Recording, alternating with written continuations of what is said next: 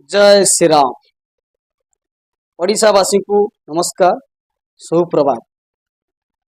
आज ओडिशा सरकार को वीडियो मेसेज द्वारा किछि वार्ता जनाऊँ। यही video Baleswar Remuna N S C 8 number ward Narharipur दृश्य। प्रथमे जेबे पानी पाइप काम हेउथुबा बेले नाଳରେ पाइप पकाई नहीं, किछि दिन बीतीगला परे एबे रास्ता फुटे पानी पाइप दिया जाउछ। एणु सरकार को निवेदन गोटे काम को दुई थर करांतु नहीं। आपण को गाइडलाइन अनुसार काम कराइले बारंबार रास्ता भांगा पड़ो ना, जहा फल अधिक अर्थ नष्ट हो नहीं। तेणु सरकार को अनुरोध यह प्रति ध्यान दियो। आउ एक अन्य कथा हेउची, आमर राजकोषरु एही भली अर्थ नष्ट करिबा सहित राजकोष को अर्थ नजिबा व्यवस्था बहुत चली। जहा फल मु उदाहरण स्वरूप गोटे आउ एक वीडियो द्वारा मेसेज कराइबी।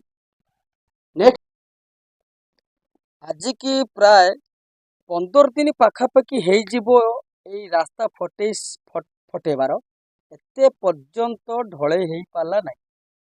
तो एटी गोरु गाई कथा नहीं, स्कूल छुआ जीवासवा नहीं, आउ लोक यातायात तो आमर गाँ लोक यातायात तो ये रोड को रोचे मार्केट रेमुणा मार्केट को भी रोचे, जो सोमनाथपुर बड़गाँ ये सब बेपार लोक सब जाऊँ मार्केटिंग रेमुणा मार्केटिंग करने को। ता सहित मु किछि 4-5 दिन तले खबर पाई जे गोटे स्कूल टेम्पू, जो स्कूल छुआ जाते टेम्पू रे से गाड़ीटी भी कौन नौटी जावा उपरे ताको आम ग्रामवासी ताको माने धरिकी ताको साइड करिकी जाऊ ताको पास करे। तो यही सब प्रॉब्लम को यथाशीघ्र भी ध्यान दबा उचित। देखो यही रास्ता रे जो रोचे मेटाल ताकू आमर किछि आदिवासी साई से जगह पर किछि कादो रास्ता रही, पक्का सड़क ही नहीं, जहाँफल से कादो पानी बहुत जीवासा कर। तो कम से कम एतिकी भी अनुरोध रोचे सरकार को जे यही मेटाल को किसी रास्तार पकई दिंतु।